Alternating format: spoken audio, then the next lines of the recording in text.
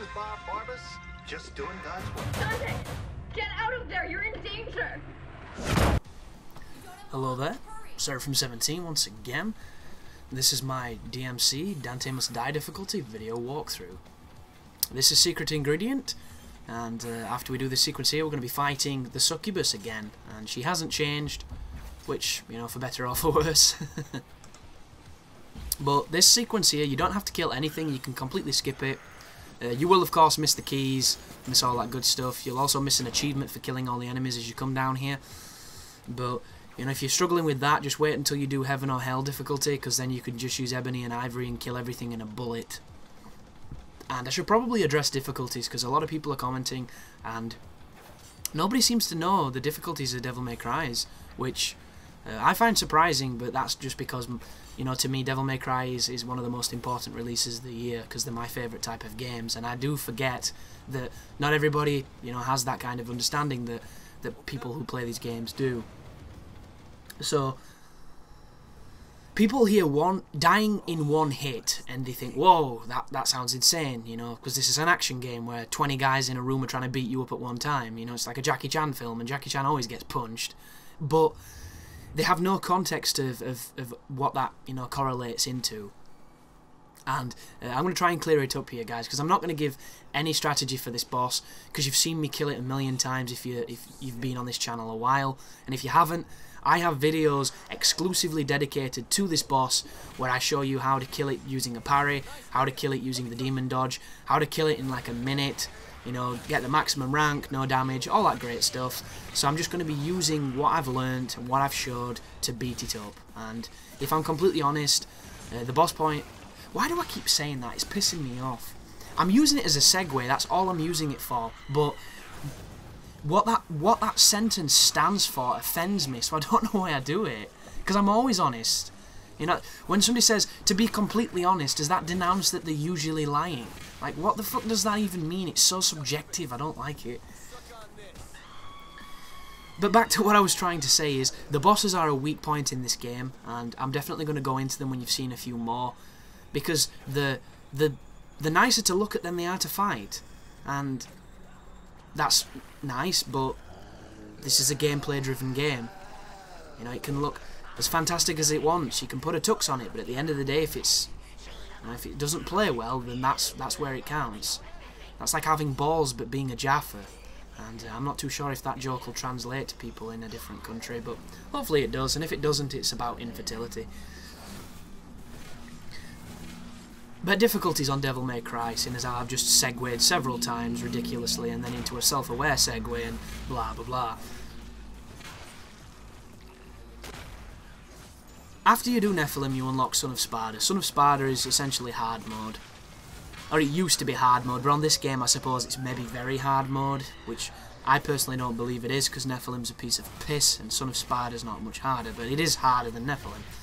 Then once you beat Son of Sparda, sorry, you unlock Dante Must Die. Dante Must Die is the hardest difficulty on Devilmaycry games.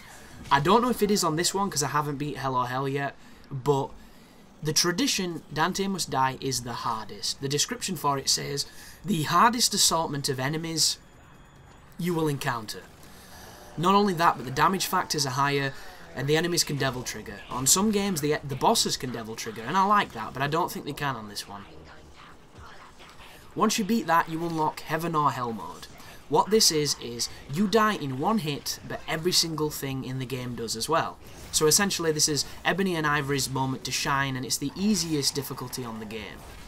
A lot of people think you're dying in one hit's really intimidating, but it's not. Because if you died in one hit and you had to do the entire level again, that would be hard, but you don't. The checkpoints work the exact same way as they've always done, and the checkpoints are quite gracious in how they show up, but it's not even one hit kill anymore, and it hasn't been since Devilmaycry 4, because you have 3 gold orbs, which are essentially 3 lives, so it's Mario mode, essentially. Then once you beat that,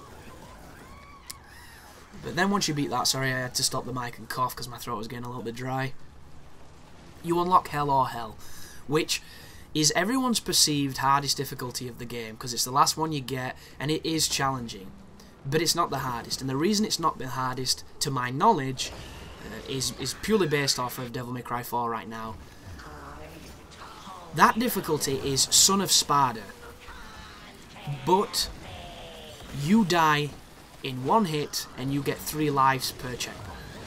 So essentially, every encounter you face, you get 3 chances to win, and if you don't, you die.